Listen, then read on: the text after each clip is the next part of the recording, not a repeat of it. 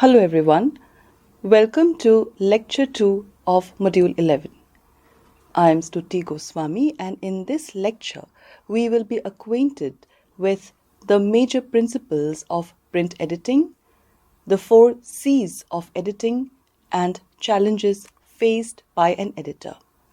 Before we proceed towards our discussion of principles of editing, it is important for us to remember, carrying forward our discussion in the previous video, that print editing plays a crucial role in ensuring that written materials are clear, accurate, and engaging as they are put forward towards the reader. Editors refine the structure, style, and correctness of a text before it is published. Understanding the principles of print editing enhances the quality of printed content in newspapers, magazines, books, and other print media. Now we come to some of the major principles of print editing. They include, firstly, refinement of ideas. This ensures that ideas embedded in a text and that a text intends to convey are articulated with clarity and coherence in order to ensure an immersive, enjoyable, and enriching experience for the reader. The tone of the writing should match the intended audience and the purpose of the text. While academic writing or research writing engages a more serious and formal tone, creative writing allows a greater degree of flexibility. Editors should ensure that the writing aligns with the subject matter of the text. Secondly, improving the structure.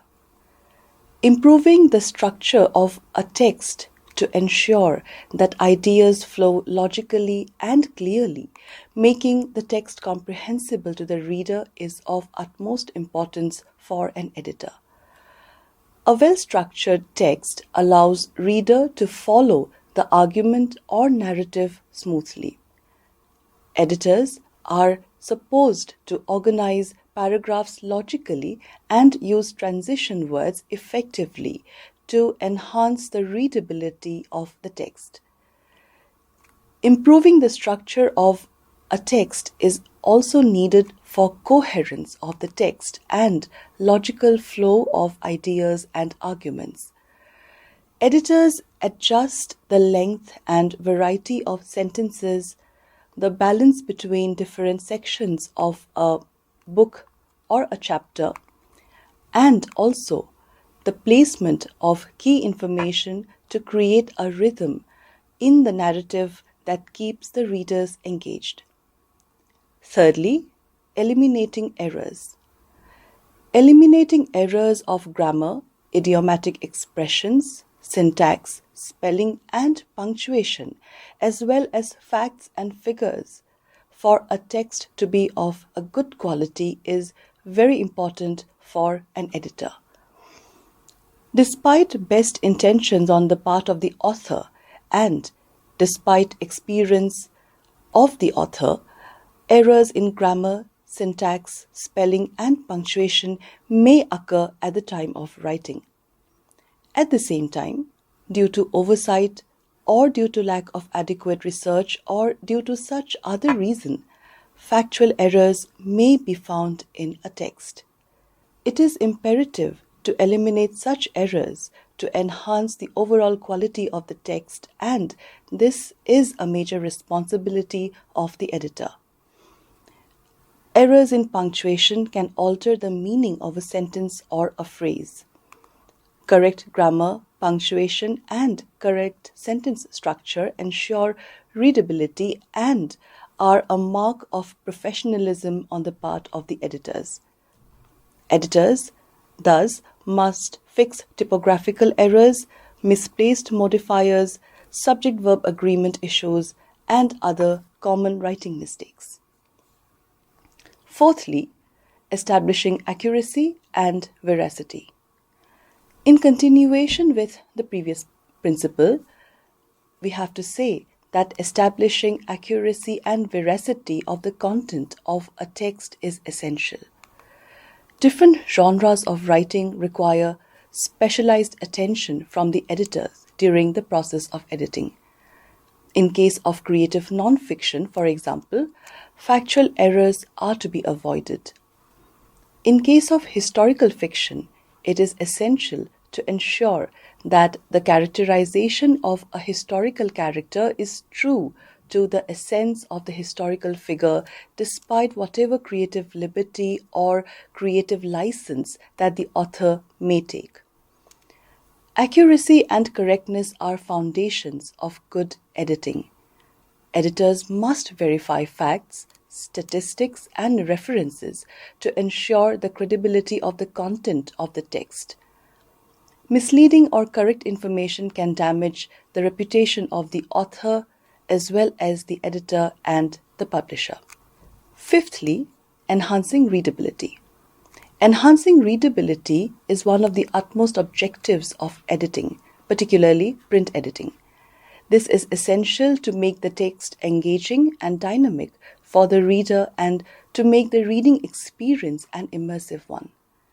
This is particularly true in case of editing works of creative writing.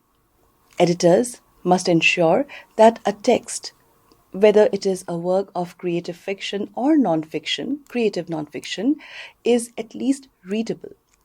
This will keep the reader engaged from the first word, maybe the first line, or the first page itself. If a text is difficult to follow by the reader because it is jargon heavy or because it is awkwardly structured, the reader may lose interest or even may not properly understand the message embedded in the text. A commitment to readability shows editorial responsibility. It's not just about correcting grammars or typographical errors. It is about serving the reader and respecting their time and attention. Thus, proper editing is not only essential to enhance readability of the text, but also to establish the credibility of the writer or writers, as well as the editor and the publisher. Now we come to the 4 C's of editing. What are the 4 C's of editing? They are clarity, conciseness, correctness, and consistency. And these 4 C's of editing are essential for what the Copy Editor's Handbook calls the cardinal C of editing. First, clarity. It is essential for editors to remove ambiguity in the text, to simplify complex sentence structures unless they are essential in the context of a particular work of creative fiction or creative nonfiction.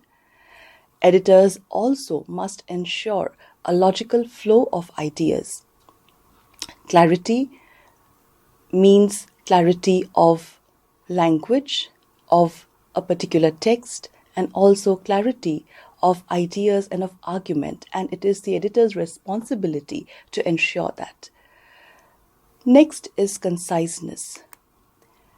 Eliminating unnecessary words, redundant words and phrases and paragraphs.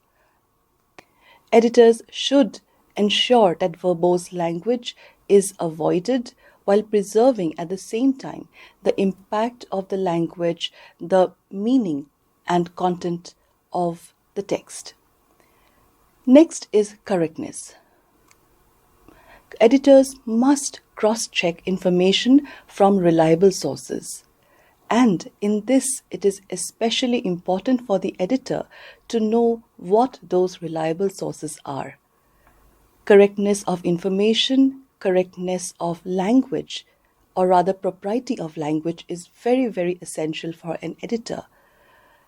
Plagiarism must be avoided at all cost. Also, an editor should be very well versed with issues like intellectual property rights and intellectual property rights violations and copyright infringement. Citations should be correctly formatted to uphold integrity of publishing. Fact-checking tools can be of immense help in this. Even otherwise, it is essential for an editor to be well versed with the discipline or the area that a particular text touches upon. All these are important for ensuring credibility and authenticity of the text. The fourth C is consistency. Maintaining consistency of style, of terminology, of tone, of narrative, and of formatting is very, very important. Editors may follow style guides like the Chicago Manual of Style or the Associated Press Style Book or Hart Style Guide to standardize punctuation, italicization, syllabification, capitalization, as well as citation formats, to mention a few. Consistency in formatting enhances not simply readability of the text or not simply reader engagement with the text, but also is a mark of professionalism. Readable content also, at the same time, works in tandem with print design, with the layout and design of a printed text. Consistent sentence structure, logical flow, and clean and consistent formatting make it easier to design layouts that are visually appealing and easy to navigate. Now, let us look at a few basic rules of composition, and these are true particularly in case of creative writing, and also these are very essential for copy editors. First rule: a paragraph is to be made a basic unit of composition in case of prose. In case of poetry or verse, it will be a stanza, and a stanza could be a 2-line stanza or a 10-line one. Of course, sometimes to express a certain idea or establish a certain context, one may need more than one paragraphs or more than one stanzas, but that understanding is very essential for an editor. Number 2, the paragraph, in case of creative fiction or non-fiction prose, is to begin with a topic sentence or a topical sentence and end in tune with the beginning of the paragraph to give a sense of continuity, completion, and cohesion. The objective of this is to engage the reader and aid the reader so that the reader can gauge the purpose of each paragraph. It is advisable not to end the paragraph with some irrelevant detail that has no bearing on the text. Of course, there can be exceptions, but that exception is to be understood and comprehended very well by the editor. Number 3, using definite, concrete language. Precision of language is very important for an editor to keep in mind while editing a text. Precision of language is to be preferred over generic statements, sweeping statements, ambiguous or vague statements. Concrete language of any genre of creative writing is evocative and vivid and has a greater impact on the reader's imagination, giving a sense of immediacy to the reader's experience. Number 4, loose syntactical structures are to be avoided unless absolutely essential in the context of a particular text. Long sentences, for example, with 2 or more coordinate clauses that are joined by conjunctions or interjections, if used repetitively, leads to monotony in the reader's experience. Therefore, sentences and paragraphs are supposed to be taught. Number 5, omit needless or unnecessary words. Conciseness has already been touched upon, and so I would just say that language in a text has to be concise even when it is descriptive in nature. This ensures that the text is organic and taut. Of course, conciseness does not equate with brevity. What is to be understood here is that all kinds of unnecessary information, irrelevant details, words and phrases, even sentences are to be avoided and omitted or edited out in a text. Number 6, statements are to be placed or presented in a positive form. Texts or narratives that have non-committal language, where expressions are riddled with ambiguity or are evasive in nature, do not have a strong impact on the reader, and often the reader's attention veers away from the text. Number 7, consistency of tense. Even if a text has multiple time frames, and this is particularly true for creative writing, a text that has multiple time frames coexisting in the same narrative, or a text in which time is non-linear, even then the editor has to ensure that there exists consistency of tense.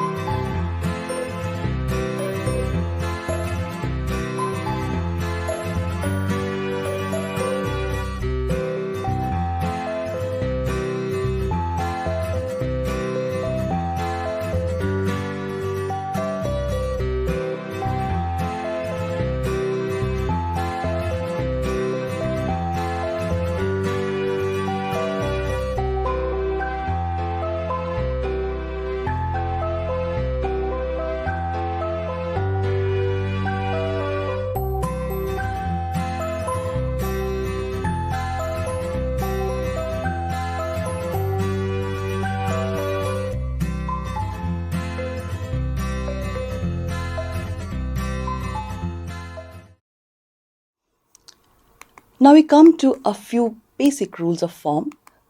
Number 1, headings. Headings are very, very important in any text, whether it is a journalistic writing, whether it is poetry, whether it is drama or fiction or non-fiction essays. Headings are supposed to be catchy. They are supposed to be clear, concise, and precise in order to draw the reader's attention. And at the same time, the headings are supposed to convey, in a nutshell, even if in a few words, a sense of what is to be read by the reader in the whole article, in the whole essay, in that poem, or in a novel or a short story. Sometimes headings can also, particularly in creative writing, headings can also be used to arouse the reader's interest or pique the reader's curiosity. Number 2 is numerals. One has to be very careful about using numerals in a text, particularly again in creative writing. Most style guides, including Hearth Style Guide, used in the United Kingdom, and many other style guides prefer using numerals in words when it is more than 10. Less than 10 are written as numbers. Number 3, parenthesis. Now, a sentence with parenthesis will have punctuation outside of the parenthesis, except the situation where an expression within the parenthesis is complete in itself, then the punctuation can be used. Of course, excessive use of parenthesis can also dilute the impact of the text. Number 4, quotes. The use of quotes is very important in any text, whether it is creative fiction or creative non-fiction. When quotes are used, particularly in non-fiction, it is important that citation is used properly, or the sources are cited properly. In case of creative fiction, or in fact in case of verse and poetry as well, if quotes are used, then they have to be used judiciously. A lot of times, particularly in case of creative nonfiction, there are two kinds of use of quotes in a particular text. If the quote comprises words less than 30 or less than 40, as in some cases, then they are incorporated in the body of the text. But if they are 30 or more than that, or if they are 40 or more than 40, if a quote has words more than 40 or more than 30, then they are used as block quotes. And when we use block quotes, then quote marks are not used. If a foreign language word or expression is used, or if a vernacular word is used, then the translation can be added within parenthesis. If it is a quote that is translated, then in the parenthesis also the quote is supposed to be used. Next is syllabification, number 5. Sometimes it so happens that there is not enough space for a whole word to be accommodated in a sentence.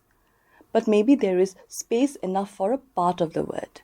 For example, if there is a word that is 10-letter word, or if there is a word that is an 8-letter word, then there may not be enough space for the whole word to be accommodated in one sentence, in one line. Then that word is broken up into two, and the remaining part of the word is adjusted in the next line. Now, when this is done, it is important to remember to break those words in terms of syllables. For example, if a word is a tetrasyllabic word, it will help to divide it into one syllable, one part of the first syllable in the first line, and then the remaining part of the word, the remaining 3 syllables in the next line. So when this syllabification has to be used, it is also important to remember to use an N dash, not an M dash, at the end of the first part of the word. However, if a word ends with ed and where the E is silent, for example, boxed, B-O-X-E-D, where E is silent, then the word is not to be broken in the ed part. Number 6, names of books, names of poems that could be standalone texts, names of plays, and names of films as well as web series are to be written in italics. Even, for that matter, names of TV shows. However, if one particular episode of a web series is referred to, then that episode will be written within quote marks, just as we write poems or essays within quote marks when we take them from a book or a collection of poems.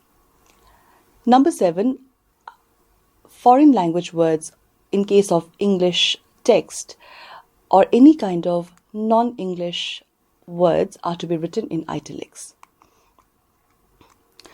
So from this, what we can gauge is that editing is a process of not simply correcting errors or correcting mistakes, but it is a process of identifying, reviewing, revising, and refining a written work of any genre to improve its structure, clarity of expression and argument, coherence of idea, grammar, and syntax, which are very important, among others, to facilitate a significant impact as well as to ensure effectiveness of that particular written text on the potential reader.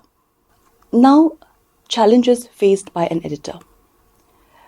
To ensure that the edited text carries the essence and the flavor as well as the style of the author is one of the utmost responsibilities and one of the biggest challenges an editor faces. In this, having a strong vocabulary, having a strong command over a language becomes a necessity. Appropriate choice of words in correcting a text is very, very important.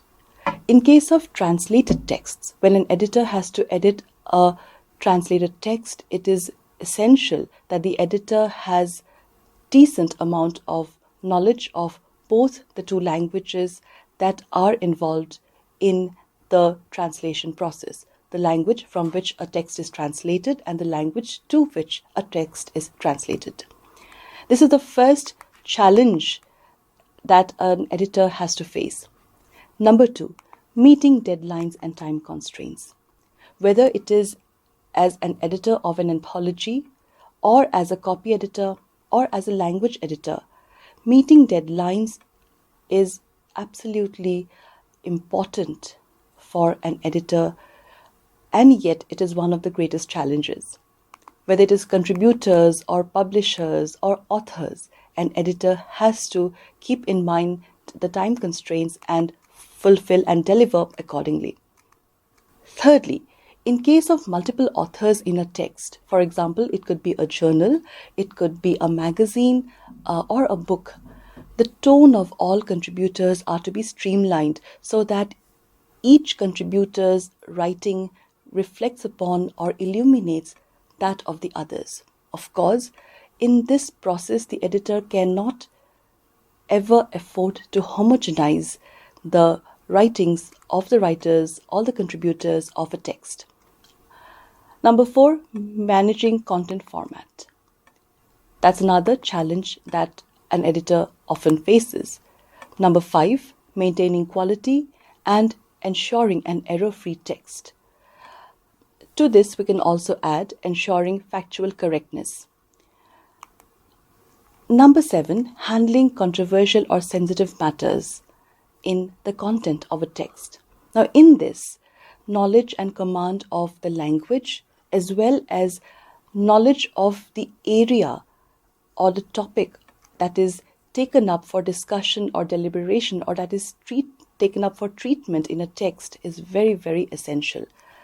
Sometimes it so happens that an author or a writer wishes to convey something in a particular manner in order to have a forceful impact on the reader, or as a political statement or as a statement. In such situations, it is very important for the editor to ensure that maintaining the intensity of the authorial intent and maintaining the intensity of the narrative, the text does not deteriorate into anything derogatory, the text does not say anything derogatory, or the text does not say anything that hurts the self-respect of any particular community or individual. Therefore, this is one of the greatest challenges that an editor has to face. In this, actually, an editor really walks on thin ice. Last but not the least, editing is a physically demanding and a mentally taxing job. Of course, it can be intellectually stimulating and creatively enriching, but this also can be seen as one of the challenges of an editor.